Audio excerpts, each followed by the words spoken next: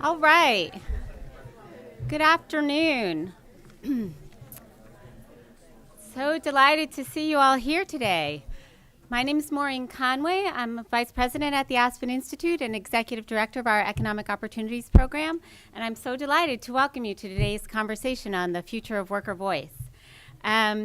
We do like to think of these things as a conversation, and whether you're here in person or joining us via live stream, you can participate in the conversation via Twitter. Our hashtag is TalkGoodJobs. But for those of you who are here in person, please do put your phones on silent. Thank you. And that goes for the panel too, if you brought your phones up. Today's event is part of a series we've been hosting here at the Institute on Working in America. And I would very much like to thank our sponsors for this event, the Charles Stewart Mott Foundation, the Ford Foundation, the Cerna Foundation, and the Hitachi Foundation. We couldn't do it without their support. I also want to note that today's conversation is part of a broader set of discussions that we are having at a variety of Aspen Institute forums and in a variety of our work this year, looking at the critical challenge of growing income inequality and what that challenge is for today's economy, for our society, and the challenge it poses to the values and ideals inherent in the idea of the American dream. In the Working in America discussion series, we've been exploring a wide range of issues that affect the lives and livelihoods of working Americans, with particular attention to those in the bottom half of the earnings distribution. And we've looked at a variety of issues from minimum wage and scheduling issues, paid leave. We've thought about the issues particular to specific industries that have concentrations of low-wage work. We've thought about different business models and opportunities for profit sharing or different forms of business that can create shared prosperity. So we've looked at a whole variety of different issues, and if this is your first time joining us, I encourage you to look at previous conversations. You can find the series at www.as.pn/workinginamerica. Today's conversation, though, is a little different in that it asks not what business or public policy or human service organizations or education organizations can do for working people, but it asks how do working people themselves start to drive the agenda and drive discussions of what the business practices and public policies should be today. How does a country that believes strongly in the value of hard work ensure that the people that do the hard work, their voices and their experiences are central to the conversation and not sidelined? We think that this is a critical conversation. Historically, as you know, unions have been an important voice for working people, but unions represent a smaller and smaller proportion of working people today, and this has really left a void. And so what are the institutions and organizations that are going to fill this void? What is the future of worker voice? We have a terrific panel today to discuss this question, so it's not up to me to answer this very difficult question. And I am going to briefly just put names and faces together for you by way of introduction. You have their bios in your materials. They're a really terrific group of people, so if you're not familiar with them, I encourage you to look at those materials. So let me see what order everybody is sitting in. So furthest to my right, to your left, is Judge Laura Safer-Espinoza, Executive Director of the Fair Food Standards Council. Next to Laura is Sarita Gupta, Executive Director of Jobs with Justice. By Sarita is David Rolfe, President SEIU 775 and founder and co-chair of the Workers Lab, and also author of the forthcoming Fight for 15. By David is Ruth Milkman, Research Director of CUNY's Murphy Labor Institute and Professor of Sociology. And in a moment, we'll have the opportunity to hear from Cruz Solucio, Senior Staff, Coalition of the Immokalee Workers, and I also want to thank Julia Perkins from the Coalition of Immokalee Workers, who will be providing translation services for Cruz. But right now, I'm very pleased to turn the agenda over to Harold Meyerson, Editor-at-Large, The American Prospect, and columnist, The Washington Post, who will provide some framing and launch our discussion today. So, Harold? Well, thank you, Maureen, and thank you to the Aspen Institute for having all of these forums, or fora, and for having this one in particular. I think it's important that these issues get discussed as broadly as possible. I want to begin by referring to an article that my Washington Post colleague Lydia DePillis, who is a brilliant young labor reporter, had in the Post a few days ago, last weekend, about the drive to unionize the writers and editors at Gawker, the gossip media website based in New York. And looking at the demographic there, Lydia wrote that it's possible that just as many dated fashions come back into vogue, unions have taken on a retro cool among millennials. Now, it would be, I'm sure to everyone on the panel, comforting to think that maybe like vinyl or Formica or fedoras, unions were going to come back into fashion. But in fact, as Lydia noted, that's not really the crucial differential between Gawker and the rest of the United States. What makes it different is that Nick Denton, the owner and CEO of Gawker, had said in an interview that he was, quote, intensely relaxed at the idea of a unionized workforce. This makes Nick Denton somewhere at the 0.0001% of owners and CEOs of companies facing unionization in the United States. In fact, as I think some people here may recall, in earlier battles to change labor law so that workers could join a union without risking their jobs, there were efforts made to recruit CEOs to testify on behalf of changing the law so that a union, for instance, could be ratified, as it is in Canada, simply by getting a majority of workers to sign union affiliation cards. And the extreme difficulty that was found in trying to locate some CEOs, Nick Denton was not yet on the scene when such legislation came up. The problems of American workers are many and varied. They include the pressures of globalization and of technology.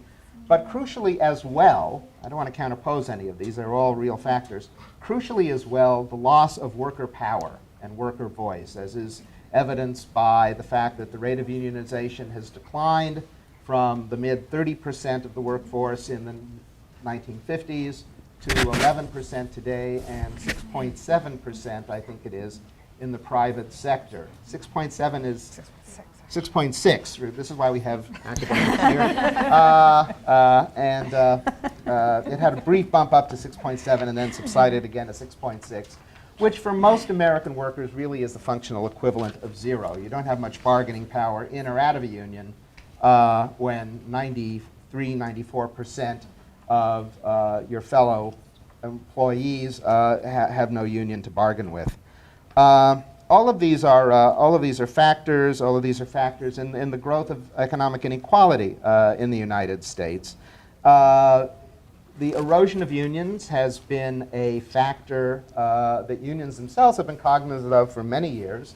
Every time there has been a Democratic president and a Democratic Congress, going back to Lyndon Johnson, there have been efforts made to do things like restrict the spread of right-to-work laws or increase the penalties on employers who violate the National Labor Relations Act when workers seek to organize. None of these have passed. And unions have become really, in many ways, an endangered species. And so we live in an era of Plan Bs, or Plans B, for people who want to give workers more power, more voice, and are looking for channels to do this which would not have been considered some years ago when there was still more optimistic prospects for unions as we know them. These Plans B range from perhaps America's preeminent labor economist, Richard Freeman of Harvard, talking about how there should be an automatic sharing of profits and capital with workers, to the leading intellectual light back in the day of the Democratic Leadership Council, William Galston, who now says there needs to be a link between wages and productivity increases. There used to be a pretty used to correspond pretty evenly in the 3 decades after World War II when unions had power. That link was severed, though, in the 1970s, and now productivity rises are not matched by wage increases. It's taken the form, as David and others will talk about, of really major attempts by unions to change workers' prospects through legislation, by raising the minimum wage, by getting laws to establish paid sick days, this sort of thing. And we've seen minimum wage hikes get enacted in a range of cities and in some states as well. In some ways, one might almost think that unions sort of casting around for a new model resemble more the old rival to the AFL in the 19th century, the Knights of Labor, which anyone could join, which was a major source of pressure for the 8-hour day in the late 19th century, and which, however, collapsed because it didn't have very many workplace contracts and hardly any dues-paying members. You cannot go on without dues-paying members, and that's why the AFL is still with us and the Knights of Labor are not. So we're going to hear from these panelists on a range of these alternative perspectives on how to bolster worker power at a time when unions, as Tom Gagan has written, are flat on their back. It's important, long before any of us started talking about the phrase alt-labor, these alternative worker organizations that have sprung up in recent years, it's important to keep in mind that there's a whole classification, a whole groups of workers who are not covered by the original National Labor Relations Act and had no right to form unions. In recent years, we've seen the formation of domestic workers doing this and of home care workers. But the largest group originally kept from having the right to form unions was farm workers. When the National Labor Relations Act was passed, the only way they could get votes from Southern Democrats, from Dixiecrats to pass it, was to exclude certain categories of workers, and for reasons of racism and classism, farm workers never made the cut. This left states free to develop their own labor relations law for farm workers, but to date only California, under Jerry Brown in his first go-round as governor, has done that. Nonetheless, there have been really interesting efforts, chiefly in Florida and Ohio, by farm workers and their allies to win better conditions and build their own organizations. In Florida, the coalition of Immokalee workers, a group of largely immigrant workers, working in chiefly the tomato fields, were able to put together a coalition that put pressure on the major retail purchasers of the crops, fast food outlets and markets and others, and created a structure whereby the benefits of these tomato sales would go through a somewhat complex process to the farm workers. It's a really heroic struggle, and we want to begin by hearing from one of those workers and one of the leaders of that organization, Cruz Solucio, who will talk to us, and Julia will provide translation. So, Cruz.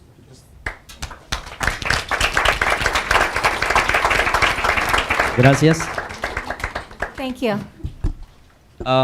Bueno, gracias a los que han organizado esta actividad para estar aquí con ustedes. First of all, thank you very much to those who have organized this great event. It's a pleasure to be here with you all. Bueno, nosotros como trabajadores, la mayoría de nosotros trabajamos en lo que es la industria agrícola, la industria de tomate, en especial en Immokalee. For us in Immokalee, most of us work as farm workers in the agricultural industry in tomatoes. Por muchos años el trabajador en el tomate era más que nada, para los rancheros era visto como máquinas trabajando en la industria agrícola. And for many years, us workers were seen by our bosses just as machines.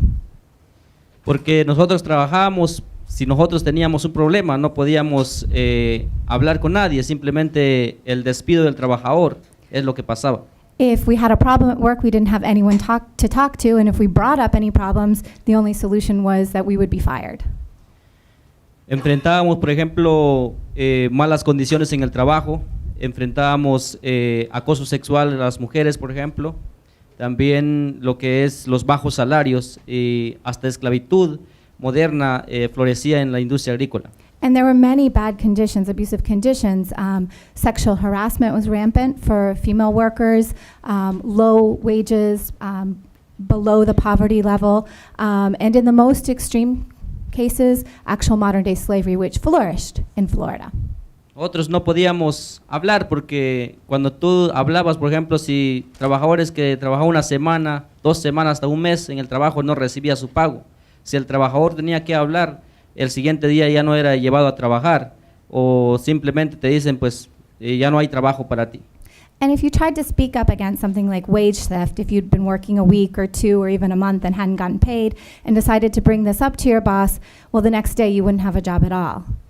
Las mujeres, por ejemplo, tenían que aguantar acoso sexual porque ellas sabían que tenían que poner la comida en la mesa de sus hijos, tenían que aguantar acoso sexual porque si ellas hablaban tampoco no había una respuesta, el siguiente día pues era despedido del trabajo.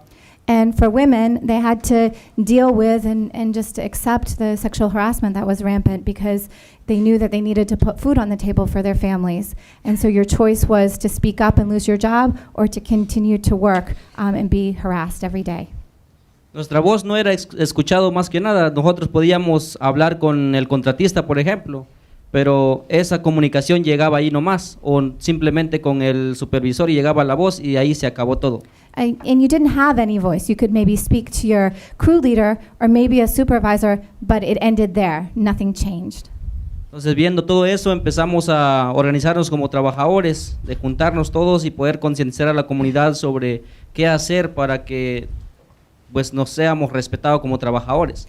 And so we as workers decided that we'd had enough of that, and we decided to organize to build consciousness in our community and to say enough is enough of the abuses. Entonces empezamos a hacer diferentes acciones en la comunidad. Hicimos huelgas de hambre, paros laborales en el trabajo y muchas acciones más. Marchábamos de más de 200 millas para llevar nuestra voz a las compañías de tomate. And so we did a lot of different kinds of actions to try to get our voices heard. We did community-wide strikes, a hunger strike of 30 days, a march across the state, all just to say, here we are, listen to what our problems are. Y uno de los dichos de las compañías, en lugar de responder para mejorar las condiciones de los trabajadores, era simplemente decir de que los tractores no van a decir al ranchero cómo manejar su rancho, por ejemplo. But the response from our bosses, from the growers, was to improving conditions was, well, a tractor doesn't tell a farmer how to run his farm. Claramente, ahí vemos cómo era el pensamiento más que nada de los rancheros respecto a los trabajadores. So there very clearly we see the mentality of the growers towards their workers. Entonces nosotros no nos bajamos la guardia, tuvimos que seguir luchando y empezamos a ver que hay otros caminos, teníamos que enfrentar a ver lo que es la campaña por comida justa, ya enfocándonos más que nada con los grandes compradores de tomate. But we didn't give up. We didn't put our heads down. We kept fighting, and we launched what we call the Campaign for Fair Food, where we decided to use the power of the market, the large buyers of tomatoes, to change the conditions that we were facing.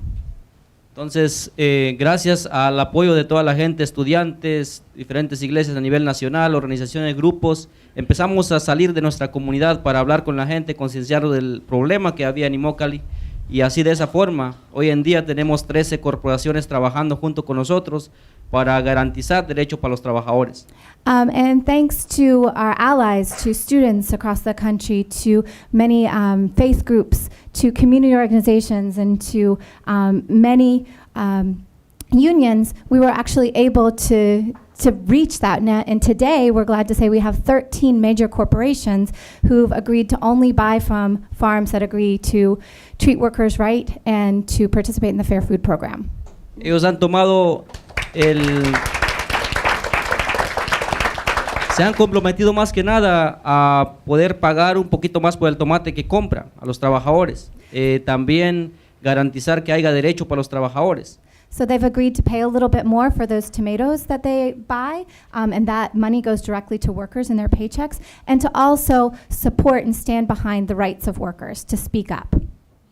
Ahorita tenemos 4 partes importantes en esto. Tenemos a los trabajadores en la mesa, tenemos a los rancheros en la mesa, tenemos también a las 13 corporaciones trabajando junto con nosotros, y aparte de eso hemos creado también el Consejo por Comida Justa para verificar y también monitorear que los derechos que hemos logrado se cumplan en lo que es la industria. And there are 4 parts to the Fair Food Program. There are workers at the table being heard. There are growers at the table.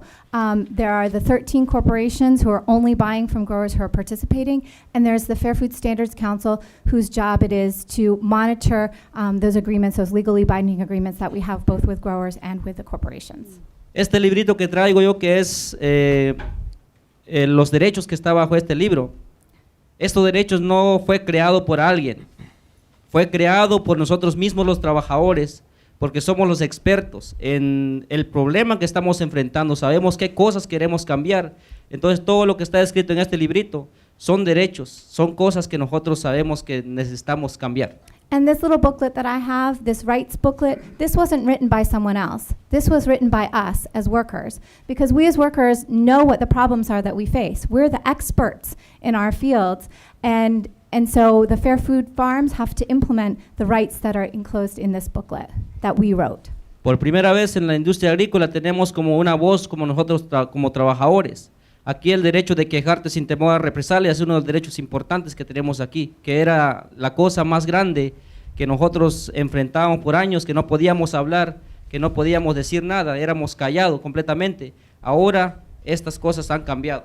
And so right here we also have the right to complain without fear of retaliation, which was a huge problem that we had faced for so many years. But now we have the right to speak up when there's an abuse, and nobody can fire us or do anything about it except listen to us and try to work towards a resolution. The voice of the workers are now being heard. Se está garantizando que no haya cero tolerancia de esclavitud en el trabajo, que haya cero tolerancia de acoso sexual, que haya salud y seguridad en el trabajo, y muchos derechos más importantes que hay dentro de eso. Hay sombra para los trabajadores, hay todas esas cosas que hemos cambiado nosotros. And so today there's zero tolerance for slavery in the fields. There's zero tolerance for sexual harassment. There's health and safety provisions. And there's even a provision for shade, which is something that maybe you all wouldn't have thought about, but we know about because we're the ones who work in the fields. Y una de las cosas importantes en esto es que de las 4 partes que hay, por ejemplo, si una corporación está comprando tomate donde bajo el programa no se está respetando los derechos de los trabajadores, hay consecuencias a esos rancheros. And so today, if one of the 13 corporations is buying from a grower who decides that they don't want to comply with these rights, there's a consequence for them. Tienen que garantizar que donde ellos compren su tomate, los trabajadores sean respetados bajo el programa por comida justa, que se respeten los derechos de los trabajadores, y si no, entonces la compañía, el comprador tiene que cortar el contrato con la compañía para buscar lugares donde sí se respetan los derechos de los trabajadores. Because today, if there's not a guarantee of rights for workers on those farms, then the buyers can't buy from those farms that aren't respecting workers' rights. Así es que es un programa más que nada que está transformando la vida de los trabajadores en la industria agrícola. Por primera vez nosotros como trabajadores tenemos esa voz y queremos que este camino que nosotros hemos abierto también se haga en las demás industrias, porque hay mucha industria en todo el país, pero lamentablemente se ignora la voz del trabajador. Muchas veces se crean cosas encima de los trabajadores que se va a hacer esto, pero creo que la cosa más importante es que el trabajador tenga una voz para poder hablar de sus problemas, y eso es lo que hemos logrado nosotros, y gracias por su atención. And so we've really seen a great transformation in the agricultural industry, in the tomato industry in Florida in particular, where workers' voices are finally being respected and listened to. And we hope that this has opened up a path for other workers in other industries, because that we know that there are workers in industries out there all across the country whose voices aren't yet being heard. And we know that that's important to them, to having their rights respected. Thank you. Thank you.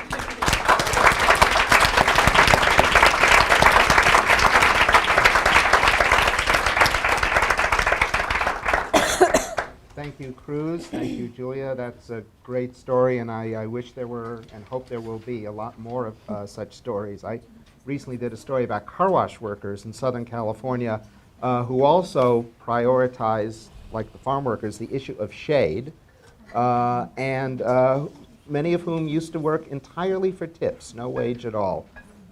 So whole pockets of the American economy are in this sort of submerged state, which we may not be aware of, and their numbers continue to grow. I want to begin asking a question here of David Rolfe. I met David when I was editing the LA Weekly in the 1990s, and David was the lead organizer for some crazy campaign to organize home care workers in Los Angeles County. The crazy campaign resulted in the largest single act of unionization, I think, since Ford unionized in 1941, unionizing 74,000 home care workers. David then went on to the Pacific Northwest and more than doubled the membership of his union, SEIU, in Washington State. So in some ways, David has organized into unions probably more workers than anyone else in the past 15 years, and yet, the reason he is here, David thinks this is something of a dead end, and that alternatives need to be created because he doesn't really think that's a sustainable path, much as he would like it to be. So explain yourself, David. All right, let's start with the big picture. You know, this is a nation that was, our nation was hardly born into perfection. But we had these 5 words: liberty and justice for all, written into our founding documents. And for 200 years, we, always through struggle, passed along more liberty and more justice to every succeeding generation from the one behind them, until somewhere in the 1970s, when we threw the whole thing into reverse. And you can blame, I don't know, the Lewis Powell memo, the doctrine of shareholder value maximization, Ronald Reagan, or pick your favorite bugbear in this whole drama. But what we began to do in the 1970s was we made a set of policy choices, economic choices, that sort of went like this. Imagine Jerry Ford or Jimmy Carter running for election 40 years ago and saying, my fellow Americans, as much as you may not believe it right now, we're going to get through the bad times we're in. There are not going to be any more gas lines, no more stagflation. We're actually going to see the end of the Cold War. The Berlin Wall is going to come down, and there's not going to be no more foreign military threats to U.S. soil. And that would have been pretty hard to believe. But then if he had gone on to say, and in our nation, we're going to create more wealth in the next 30 years than has ever been created in all of human history. We're going to distribute 95% of it to the top 1% of income earners, 5% of it to the top 10%, none to the bottom 90%. We're going to ask the bottom 50% to take a wage cut. We're going to get rid of private sector retirement security, transfer healthcare costs onto consumers, quadruple the cost of higher education, shred the funding for urban and rural public schools, export manufacturing, import third world wages, privatize, detax, deregulate, get rid of all the unions, and the net economic impact of women doubling their workforce participation between 1977 and 2012 will be $0 in take-home pay for the bottom 90% of income-earning households. No one would have voted for that person. But all of those things, in fact, the good and the bad in that hypothetical speech, did in fact occur. And the story of the long, slow, and sad decline of the unions that we have now, the sort of the Wagner Act industrial union model, and the specific collective bargaining laws that animated it beginning in 1935, is now, I put it this way, I have a friend who's an airline pilot, and he tells me that there is some physics calculation where if a plane is in an unplanned descent, there is a certain point where there's not enough fuel, where no aircraft could even carry enough fuel. For the force of gravity and the velocity and the trajectory have all conspired that plane is somehow going to crash. And there's not enough fuel that you could ever right the trajectory of the aircraft again. And so at that point you begin to plan for how to minimize loss of life. The trajectory the legacy model American labor movement is on has now passed sort of its own strategic inflection point where rescue is no longer an option, and we have to begin to plan for what's next. We could all learn to be agnostic about the death of that particular model if there was a single rich democracy in the world that had ever built and sustained a middle class without a strong labor movement, but that is a set of 0. So to our generation of leaders, whether we like it or not, we can be sentimental about it or not, but the real task is not to look backwards as we stare forward through this valley of death, but to think about what's on the other side, and to take it as our charge to invent and gift the next labor movement to the next generation of American workers. Okay, and we'll get back to you later to having laid out that cheery diagnosis. We'll get back to you later and think what you're thinking of. Ruth, how much of Ruth Milkman, another old friend from Los Angeles, where she ran the UCLA Labor Center and now is at the City University of New York, doing much the same. And you've written a great deal about labor, not only nationally, but in those two cities, and sort of the new working class, the new proletariat that we see in cities. How much, have unions actually been able to do with those workers? What new forms of organization have begun to arise among what we might call the new American proletariat? 42% of all American workers, the National Employment Law Project recently calculated, make less than $15 an hour. That's a lot of workers. How are we beginning to address that, and how have we failed to address that so far? Well, let me start by building on what David said in terms of the failure part. And I just want to first debunk a couple of widespread misconceptions that are out there. One of those is that this is all about a story of globalization.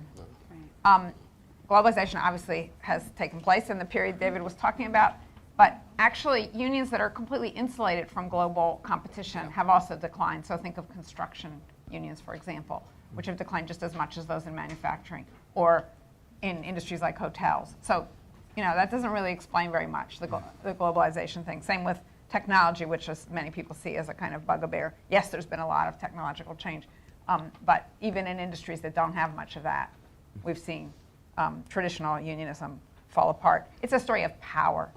And the power of employers has become much, much greater than that of that endangered species that Harold referred to earlier. Labor law designed in the New Deal era to level the playing field between workers and management has become a tool wielded almost exclusively by management. And that's really what's happened, along with deregulation and other legal changes that have taken place since. So even strikes, which rarely occur today, when they do, are often management-initiated events, where management will make an offer to a legacy union that they know the union can't accept to force them into strike. And if they won't go on strike, they'll lock them out, as we saw in the Southern California supermarket strike some years back that some of you may remember, involving 75,000 workers. Their union still exists, but by the end of that struggle, the entry wage was a nickel above the minimum wage at the time. That was a union-busting strike. And then on top of that, employers have turned to new business strategies to shift more and more of the burden of risk to workers themselves rather than to bearing it as they had in the past as employers. So all of those things have led many of us to think that the old model of collective bargaining is really broken in a way that requires radically new approaches. And we've seen the rise of what some people call alt-labor. Also, sometimes people refer to the new groups that have emerged as worker centers. You may have heard these words. The coalition that you heard about in Florida is one of them. One thing that no one's mentioned quite yet that I think is really critical to that story is that many of these groups focus on immigrant workers. And to the surprise of many observers, including myself, I mean, this is a surprise from a long time ago, in the 1980s, we began to see that immigrant workers actually, far from being unorganizable, as many people assumed, because especially if they were undocumented, they might be very fearful of taking the risks involved in organizing, which are substantial. Actually, immigrants have turned out to be the most organizable of the new low-wage workforce for reasons maybe we can talk about later. And so many of the alt-labor groups, in fact, represent foreign-born workers who have really stepped up to organize in innovative ways. So that's really one of the few bright spots on the horizon in terms of, or not on the horizon, but on the landscape in terms of labor organizing. But these new forms of organizing do have their limitations. The groups that lead them tend to be quite small, have very limited resources, and that makes it difficult to do anything on a large scale, which is, of course, what's needed to address the problem.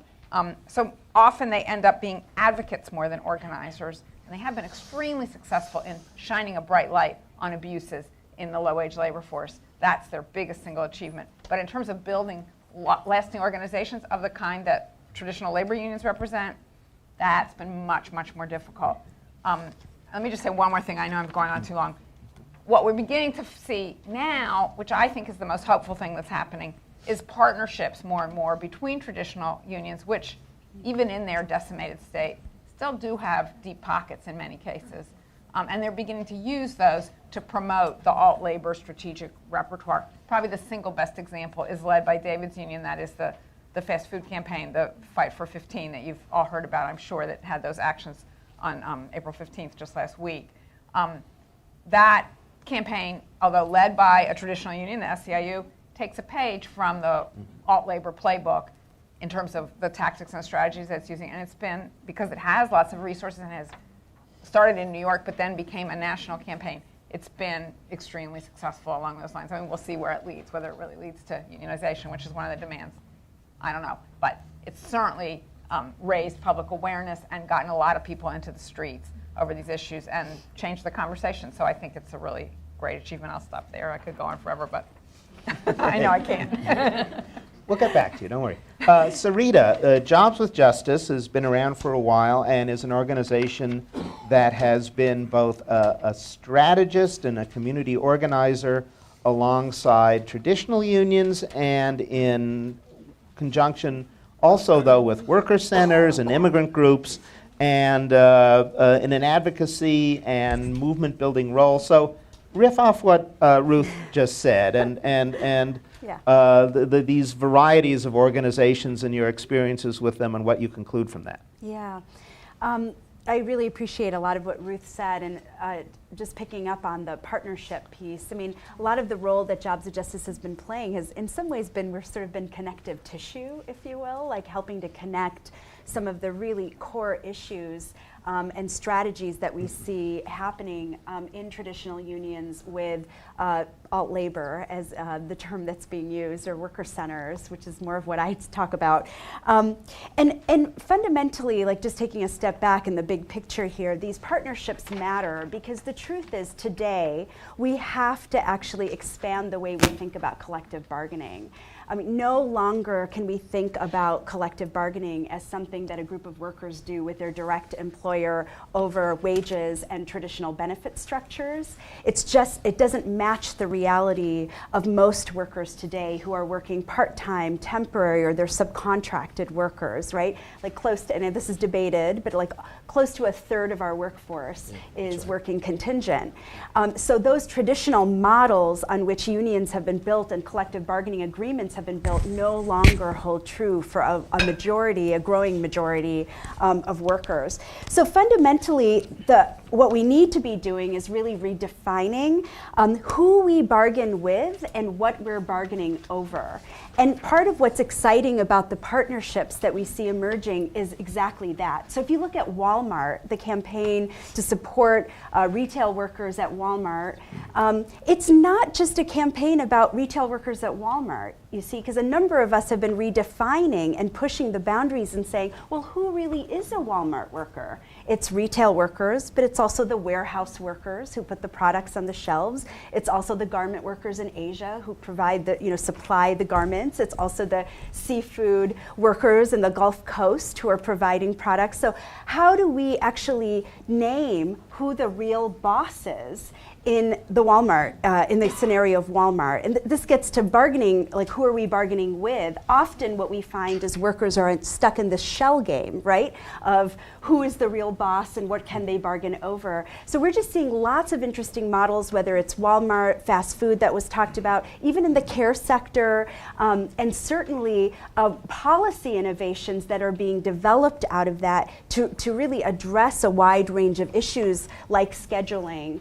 Some of these issues that have emerged through these campaigns of fast food workers and Walmart workers, bringing unions and worker centers together to push through things like the Retail Workers' Bill of Rights in San Francisco to raise standards and to actually name and address the issue of enough hours of work in addition to how we raise wages. So I think as we get into discussion, I'm happy to share more examples, but there's a lot of them. Great, and I think maybe the pioneering campaign of identifying who the real boss is was probably Justice for Janitors, another SEIU campaign led by Stephen Lerner, which more or less realized that if you were going to unionize the janitors in downtown office buildings, you really needed to go after the owners of those buildings, often real estate investment trusts, and led That's to right. perhaps the last major successful private sector unionization campaign in American history in the 1990s. Yep. So that was, I think, laying the groundwork for this. A very specific example, of course, is of a alt-labor success is the one that Cruz talked about. And to get more on the mechanics of that, I would like to hear from Laura, who administers this structure that began with, in some ways, sort of like the old California grape boycott of the 1960s, pressure on retailers, and it redounding back finally to the advantage of the farm workers themselves. So if you could talk a little bit about that and what you do and what this organization does, that would be a really helpful concrete example. Sure. Well, I think perhaps the most important thing that I can say about the Fair Food Program is that it is worker social responsibility in action. And so taking a lot of the kernels of what the former speakers have said, I would ask the audience, although we're sitting in DC, to sort of transport yourself just for a moment to the edge of the Everglades in Florida, to an area where federal prosecutors called ground zero for modern day slavery a few years ago, and to picture what an unlikely place this was for things to take hold the way Cruz described them. Have people here seen Harvest of Shame? Then you did see footage of Immokalee, and really very little had changed from the time of that documentary to the time that Cruz described that the coalition began their organizing in the 1990s, except that African Americans, for the large part, had been able to escape the fields with the gains of the civil rights movement. And what you had was immigrant workforce that came from Haiti, from Guatemala, from Mexico, people who brought some of their experiences in the peasant movements in their countries, some of that framing, some of that organizing and popular education methods, and started looking at how to do this in a different way. And I'm not going to go back over the ground that Cruz described, but to fast forward to say that what they were able to do, the success that they had, only came when they looked beyond the farmhouse gate, beyond the grower, and recognized that the power of the large corporate buyers was driving prices down and therefore exerting prices on pressure on the growers, and the growers economized on the one vulnerable cost that they had, which was their labor force. And by using what you point out, the power of consumers, they were able to reverse that trend and to achieve these legally binding agreements with growers and buyers. And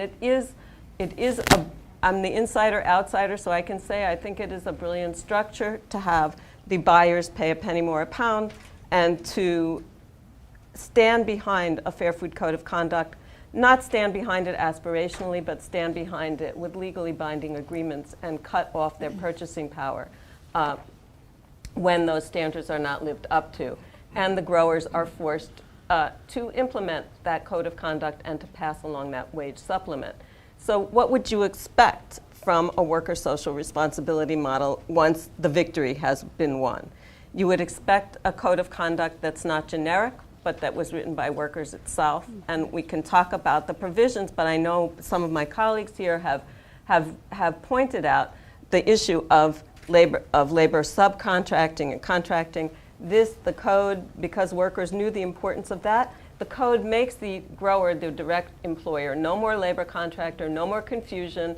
The grower must put workers on their payroll, be responsible for them, for their wages and their well-being while they are on the property. So there is no confusion whatsoever there. The code covers everything from the complaint mechanism right down through work environment, health and safety, and wages. Then you have worker education on those rights that is as deep and broad as possible.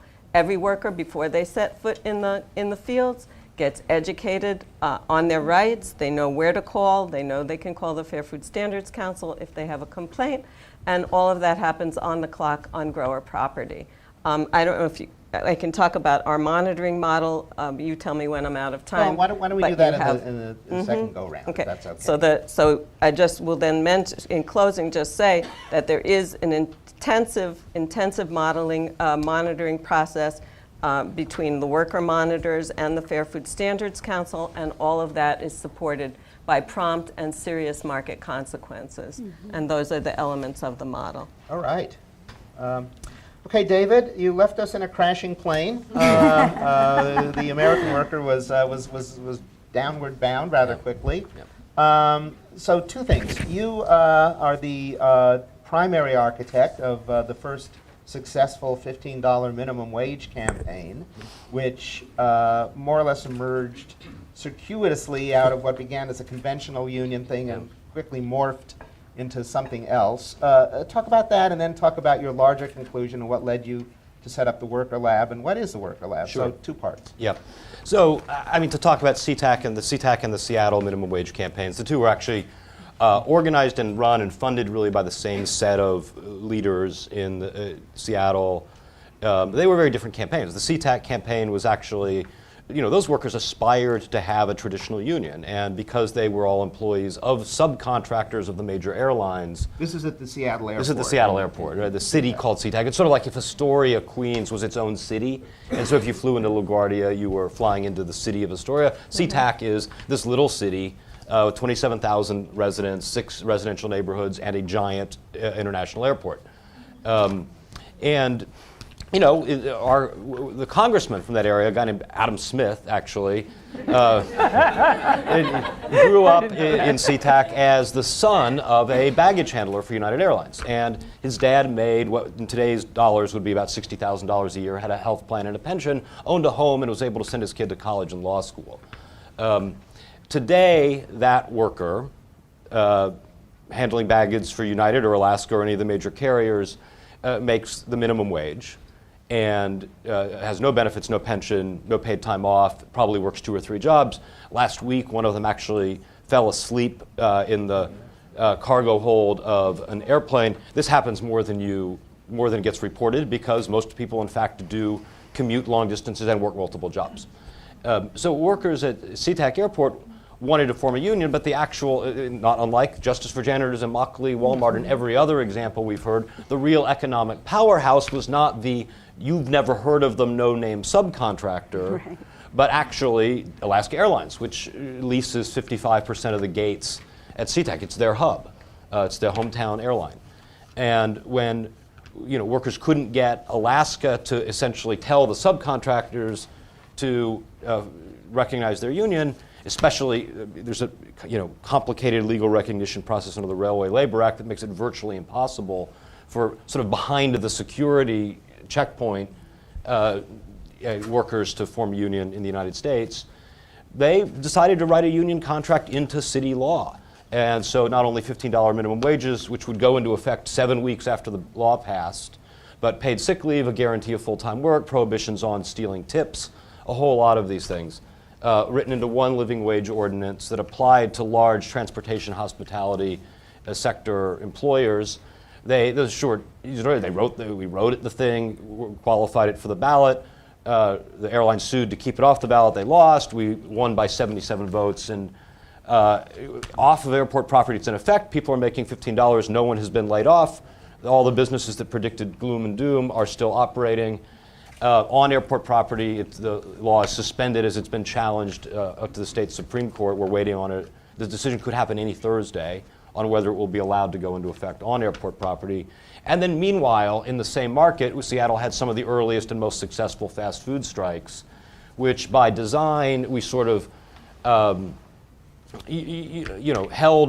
I mean, not quite by design because they just were happening, but they happened to occur in the same space and time as a municipal election, which then very much became a referendum on $15 in Seattle. Because we had, what became a global media phenomenon of the SeaTac campaign. I mean, we We didn't expect the British Broadcasting Service to show up to cover the election night party, but there they were, my aunt in rural northern New Hampshire calling up my mom and saying, I just saw David on the television.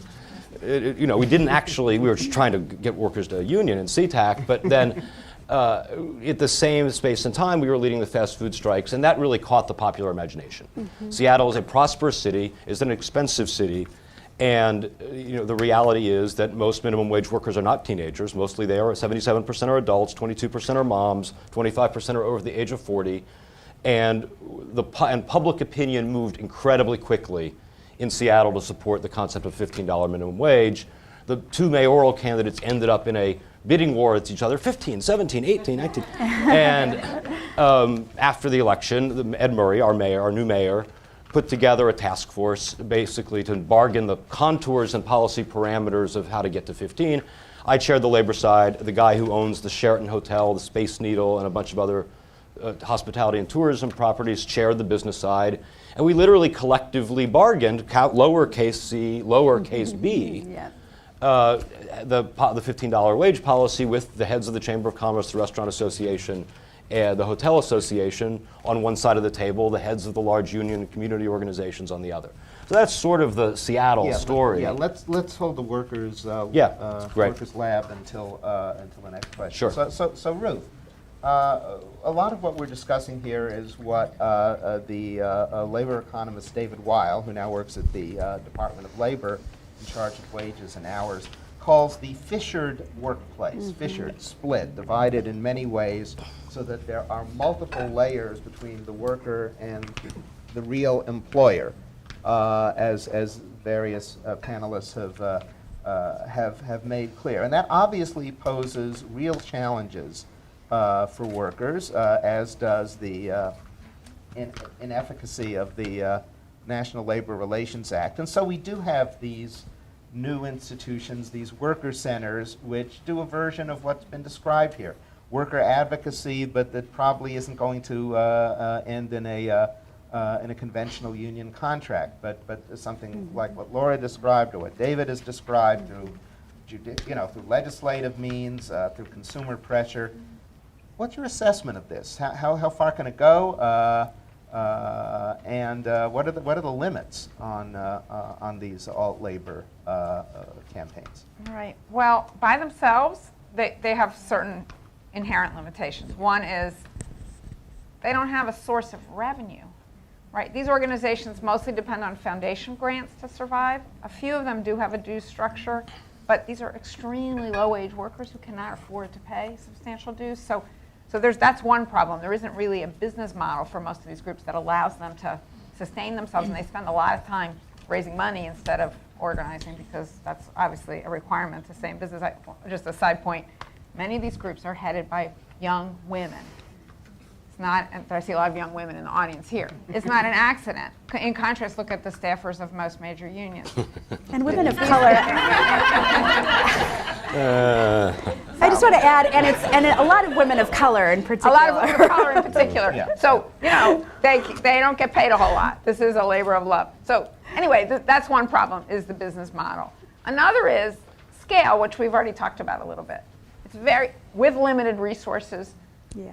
Let me just put it this way. When these groups began to appear in large numbers in the 1990s, the traditional labor unions looked at them with great skepticism. It was like, who are these kids? They don't have any money. They don't know anything.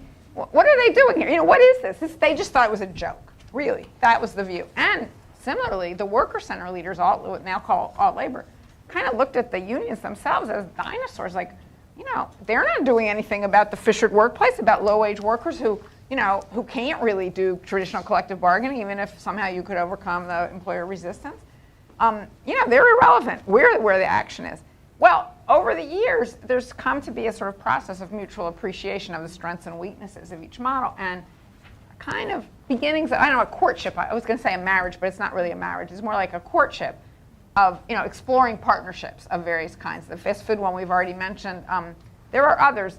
The Taxi Workers Association, which started in New York and is now a national entity.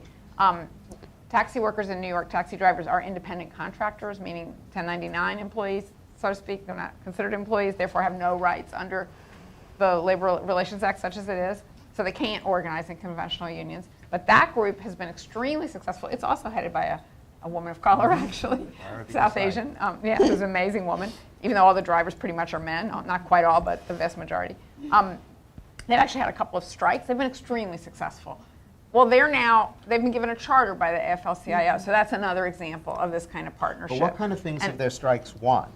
They have won some things. They've Right. won, so that what they were able to do is insert themselves, since it's a highly regulated industry, into the negotiations between the Taxi and Limousine Commission in New York City and the fleet owners. And whenever the TLC can raise the taxi cab fares, and what they were able to do is to say, okay, some percentage of that increase in fare is going to go directly to the workers, and most recently, some percentage of it has gone to set up a healthcare fund for the taxi workers. And this was before Obamacare, so now it's maybe less essential. But so they've been really quite successful in driving a new model forward.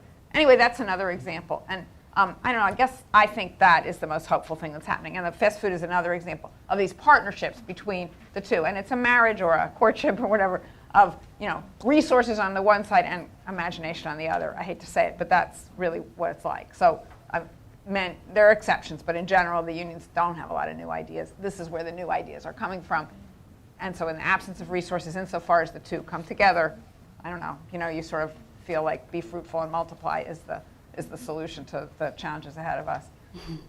So a courtship between old guys and young women. Huh? Where have you seen this movie before? We're not going to go there. Let's not go there.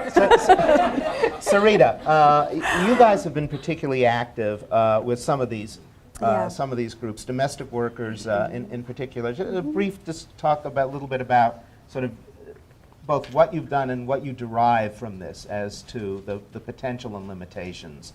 And I know you've been active with them in some legislative battles and other battles. So talk about that for a couple minutes. Yeah, I mean, domestic workers are a great example. I mean, we've been focused on the care sector and working with the National Domestic Workers Alliance across the country, winning at the state level these Domestic Worker Bill of Rights. Because again, going back to Harold's opening, these are a set of workers that are not protected under existing federal labor laws. So across the country, starting in New York City to California to Massachusetts, there have been these successful Bill of Rights campaigns that have helped raise standards, literally especially giving people like paid days off, like holidays, because a lot of these workers were often expected to work every day, all day, without any day of rest, for example, are some of the kinds of standards that they've been able to raise, in addition, in some cases, in some states, to raising wages and some of the overtime protections that are necessary. But more importantly, when we think about transformative strategies, because I think that's fundamentally what we're getting at, is that there's a set of issues that are playing out and engaging and really impacting so many people in our country. If you look at care and the issue of care itself, with the incredible demographic shifts in our country, we're a rapidly aging nation. Every 8 seconds someone turns 65. The implications that people are living much longer lives, the implications of that are that more and more people are going to need some form of direct care support at some point in their life. And so, yet we don't have a home care workforce, and many of whom are domestic workers, to actually meet that need. So we've crafted with Domestic Workers Alliance a campaign called Caring Across Generations, which really takes a step back and says, how do we bring workers and consumers of care together to really think and imagine how we transform the long-term care system in our country?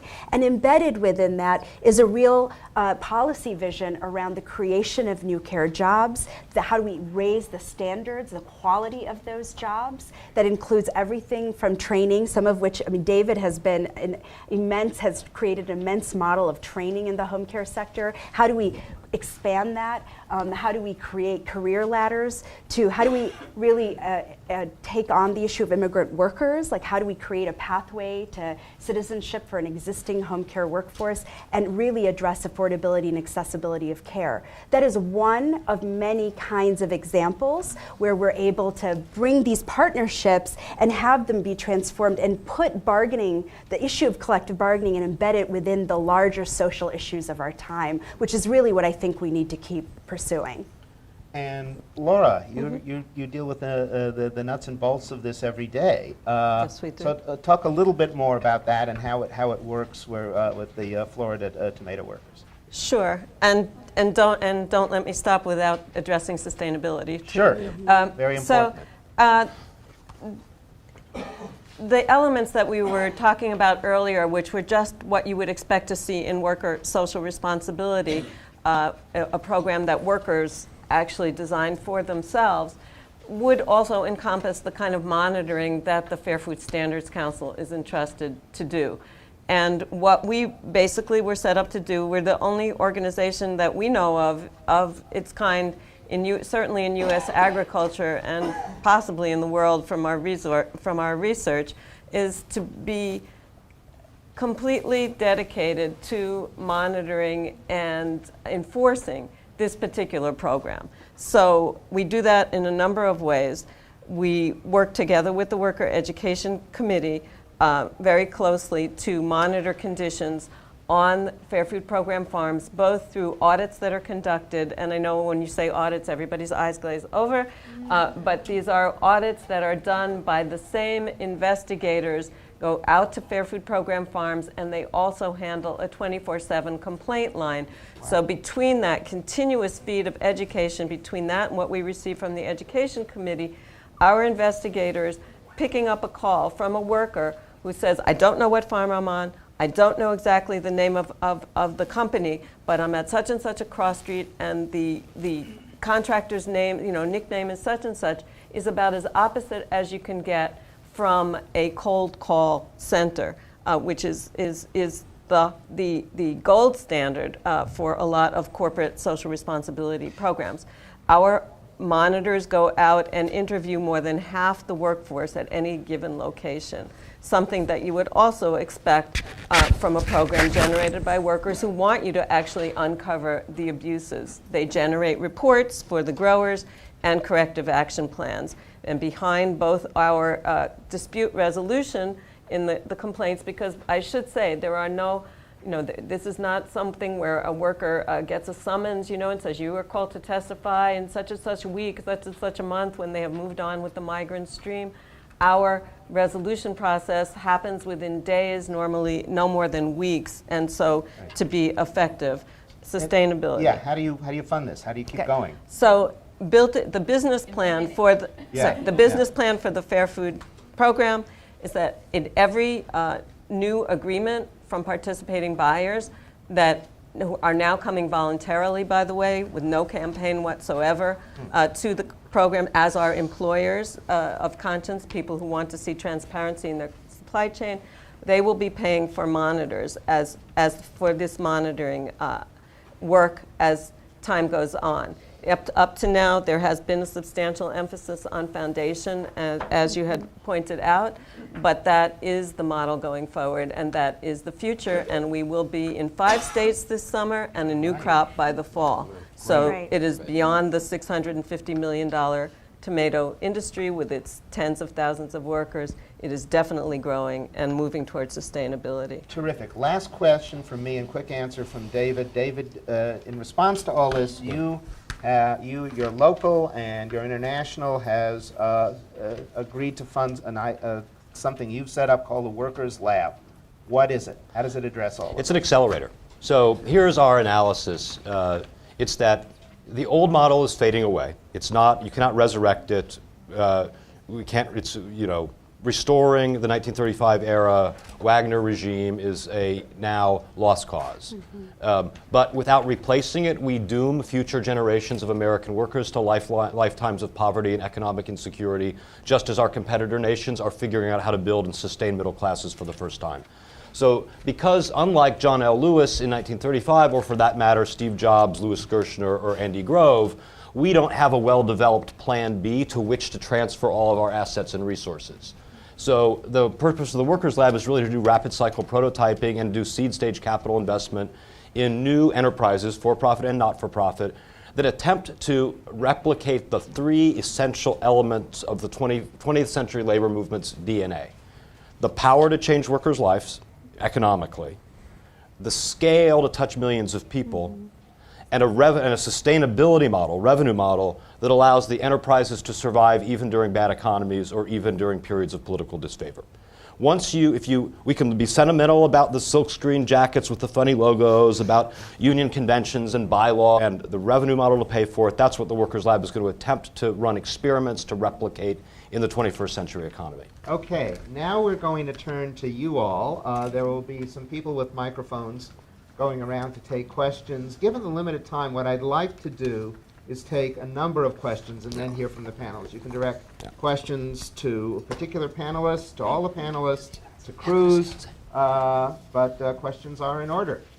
Yes, let's go back right there. Yes. Thank And you. Please state who you are. Sure, my name is Agatha Tan. I'm from Polaris. I would love, thank you all. This has been a fabulous panel. I would love to hear your thoughts on this concept of the sharing economy, sort of the Ubers and the Airbnbs of the world. Is this just sort of the next nail in the coffin of the fissure workplace? Or is this a way that we could potentially try to harness consumers to steer them back towards trying to support worker organizing? You probably can already guess by the way I asked the question what I think about the shared economy concept, but I'd love to hear your thoughts about it.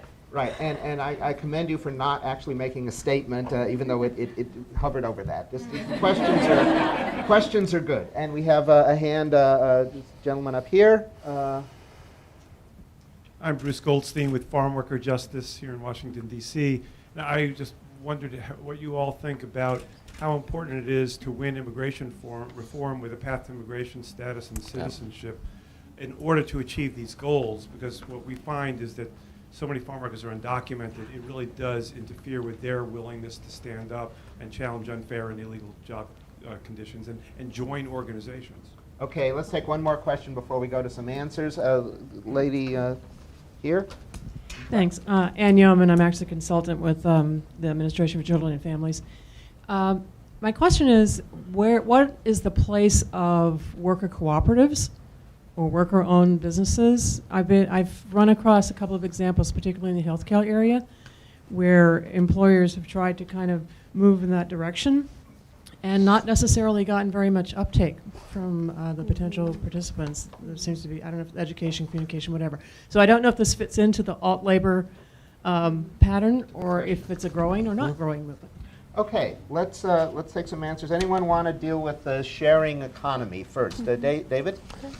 So, right now, through contingent work of various sorts, including sort of distribution platform work like Elance, Odesk, TaskRabbit, Lyft, Uber, Airbnb, Etsy, Amazon Turk, et cetera, et cetera, et cetera. There's new ones every day. There are now 50 million Americans who have no legal right to form a union because they are 1099 employees or subcontracted employees of some nature.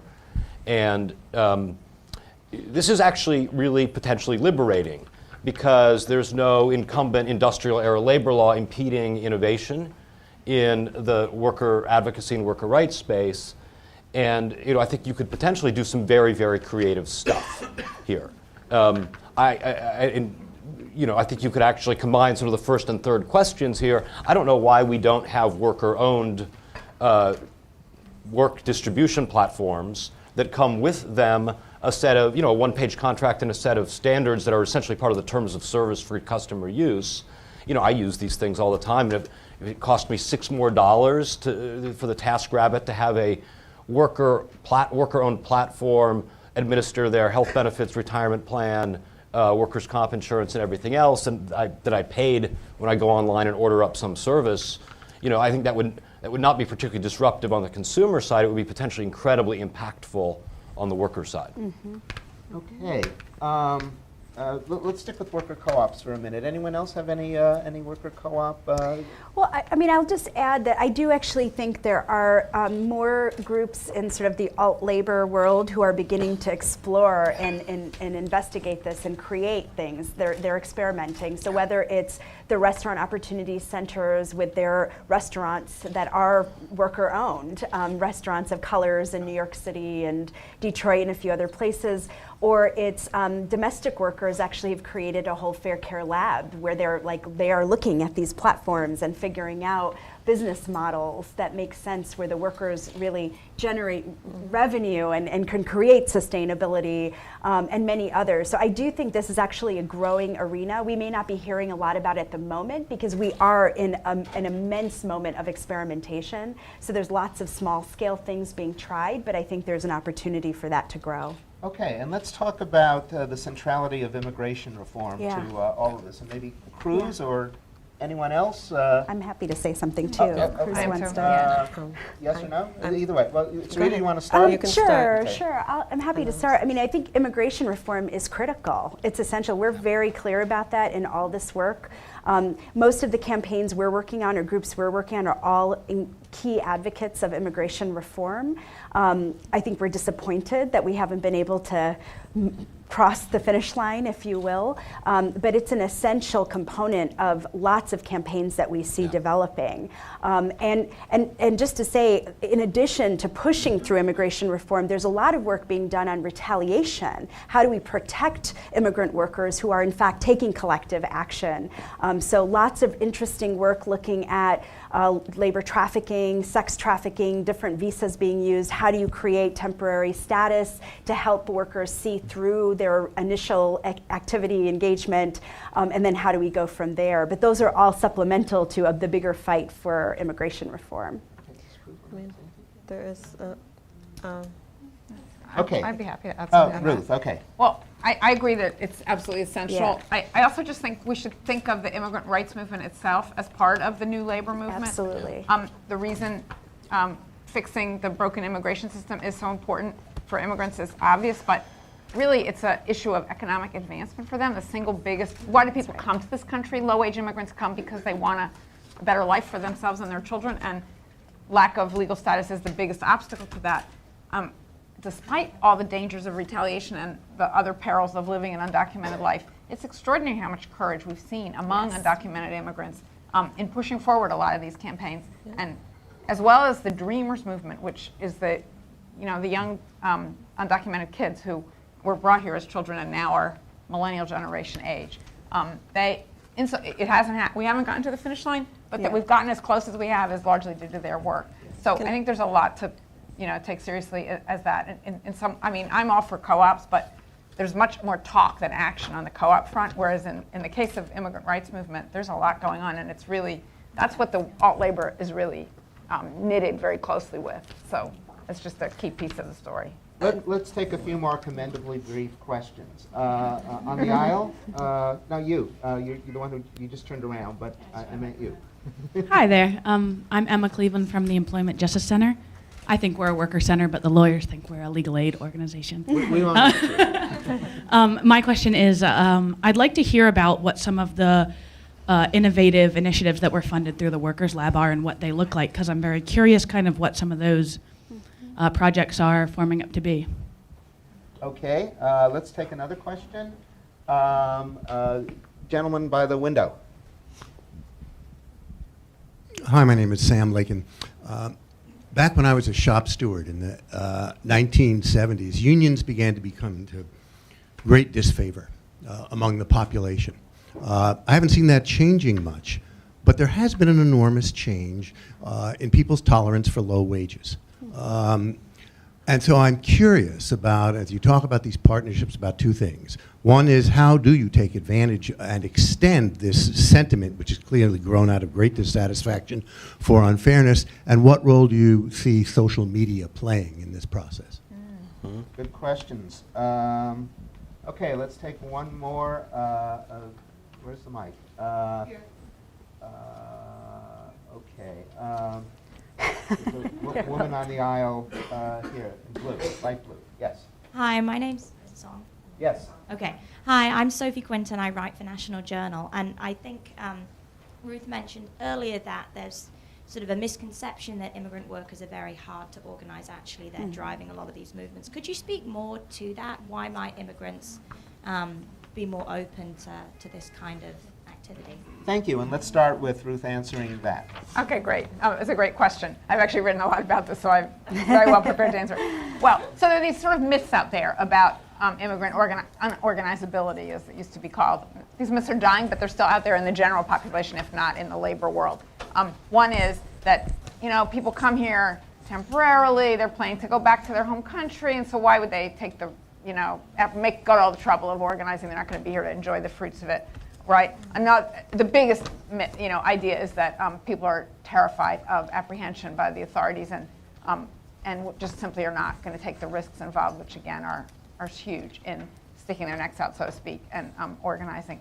And those things aren't completely wrong, but they kind of overlook like a whole other side to the immigrant story, which is, well, first of all, on the risk front, the risk of, especially if you're undocumented, coming here in the first place sort of is a lot greater than the risk of, getting involved in a campaign. I still remember a janitor I interviewed in LA in the Justice for Janitors campaign who said, in my country, if you organize a union, they kill you. Here, you lose a job that, at that time, the minimum wage that pays $4.25 an hour. So that kind of sums it up. So, it's an issue. While I have the floor, can I just comment on the other question about social media, et cetera, which is just to mention another piece of the story that I think we've not mentioned, none of us have mentioned yet, which is Occupy Wall Street. Yes. That was a real turning point. Yeah. That changed the conversation. That's when the concern about inequality and low wages really took off. And it's something that the labor movement had tried to get on the national agenda forever, but had failed to do so. And then, again, these young people using social media and many other innovative techniques. Okay, it didn't last very long, Occupy as Occupy, but it completely transformed the national debate. And I think, that just should be part of this conversation as well. Okay, anyone else on this?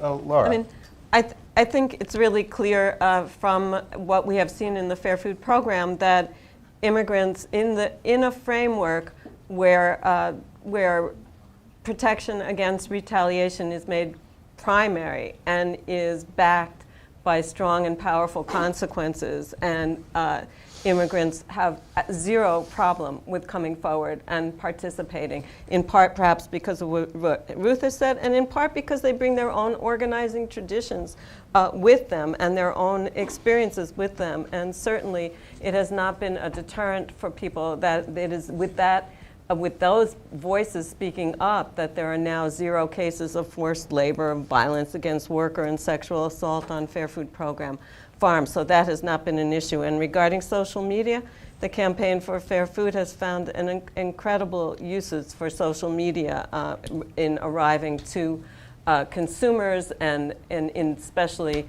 obviously, in my children's generation, that's everything. They are certainly responding to that tremendously, and the news gets out immediately. And beyond that, we get immediate feeds from the field now. If pesticide clouds, workers being beaten on non-Fair Food Program farms, everybody has a cell phone. Everybody texts. So that is a very powerful tool. Great. Sarita. Yeah. Just a quick thing. I mean, on this your question and your comment about people feeling so unfavorable about unions, I mean, I guess I just want to point out that 89% of our population has no relationship to a union or collective bargaining rights. Right. That's actually what we're challenged with, is they have no idea.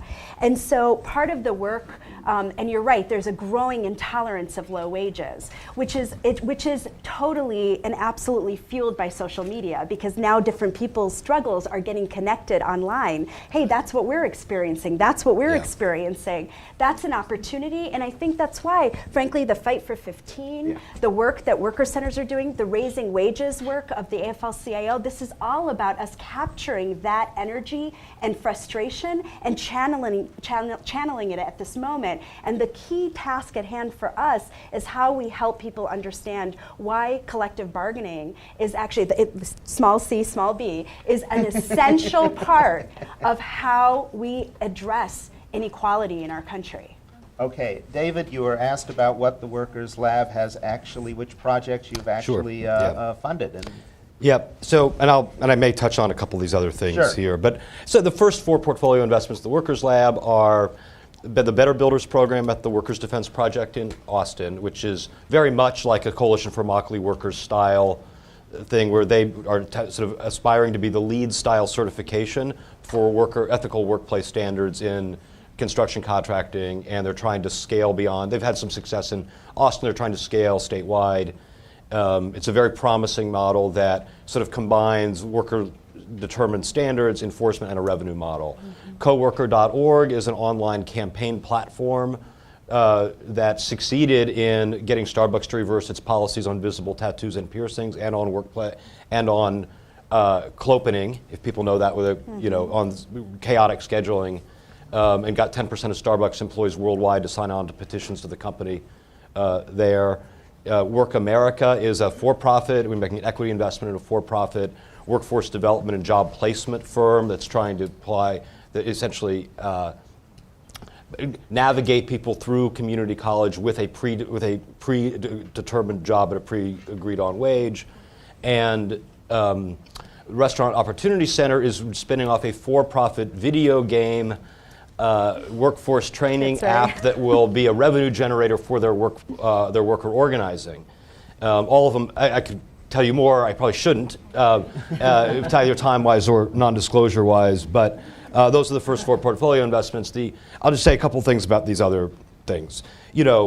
I think the social media stuff is incredibly important. In the fast food campaigns nationally, workers are meeting each other online before they're meeting each other in person.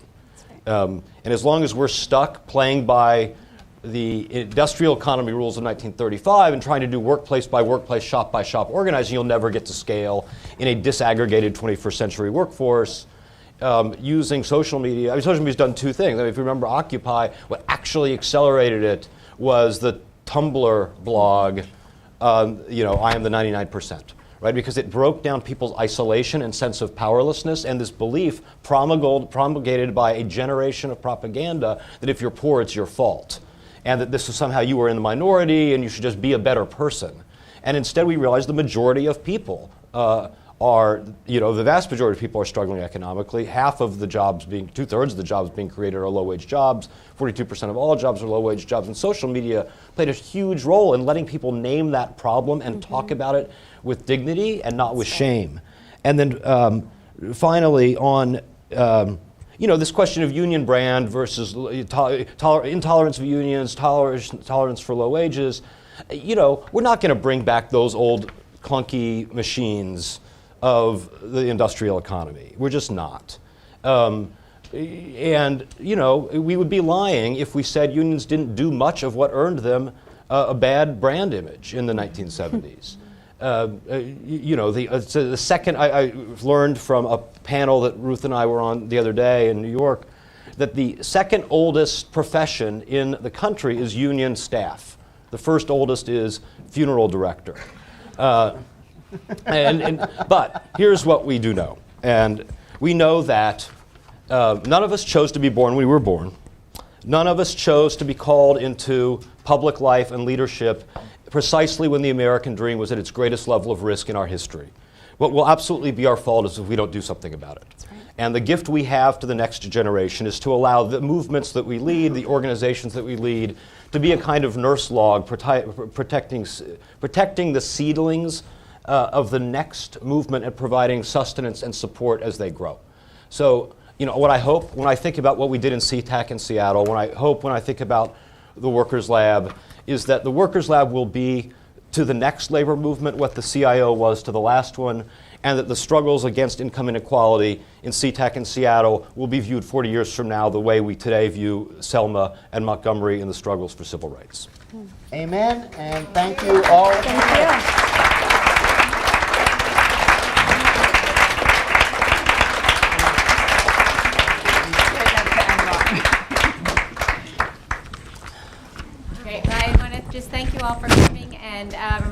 keep a lookout for our next events in this series. We really appreciate your being here, and thanks again to our terrific panel and to Cruz.